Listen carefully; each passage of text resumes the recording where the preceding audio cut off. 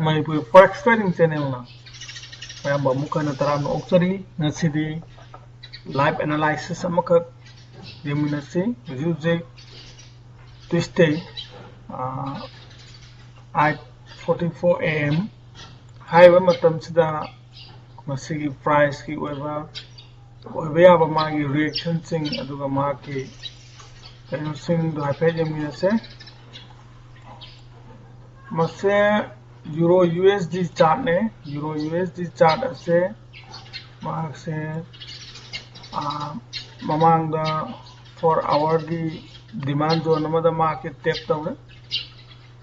mafam sida market sense of character laire ado sai jaga ma lot of liquidity market semkat lei masina oibe ya basi kaino haiba matamda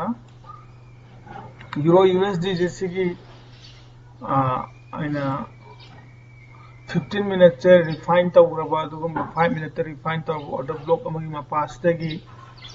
ma sense of character thoga sibo mark se tatpa yai or another mana I see je ko gi ya han bagi oina ma decision and zone ni and high decision and zone se mark ya maru oi maram di mark ki hek matakta lot of liquidity mark create tawi Egumasi is a fail over target the next sigi zone 15 minutes refine to 5 minutes my order block say in a refine tore sigi mapam sidasu marks another sense of character ki magi reaction do yenga ko another order block sigi mapazi bauta ko trade laguni maramdi I have season nazariba ko trading plan trading rule ase ko intraday ni maram atuna any trade say within 3-4 hours ki manungda duma lection number adum holai maramaduna 15 minutes ki zone da law trade sing ni Euro USD ki mark se haiba zone sing na sidagi mark se akoina reaction ngagani haiba reaction aduna ai pame ba direction do leiba tagadi ai trade entry tawuni mathangda CSF से mark से 4 hour zone दगी mark से retrace तो हुआ लग रहा है and then mark की कहीं सिंह से आई ना सुम mark मिटिगेट तावर का सुम कौन सा है सुम को तो unmitigate zone नमक 15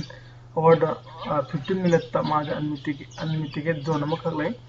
हाई बा unmitigate zone से तो mark से मफम से माना कोई liquidity मचा माना create तो हुए and then market sense of character 15 minutes pange aduna market sigi mafam sida kai man hagal pataga di mafam sida ki market reaction yenga aina sell entry tawuni kadai baw sigi makagi another 15 minutes ki zone si wa ina sell entry tawuni aduga atopa mana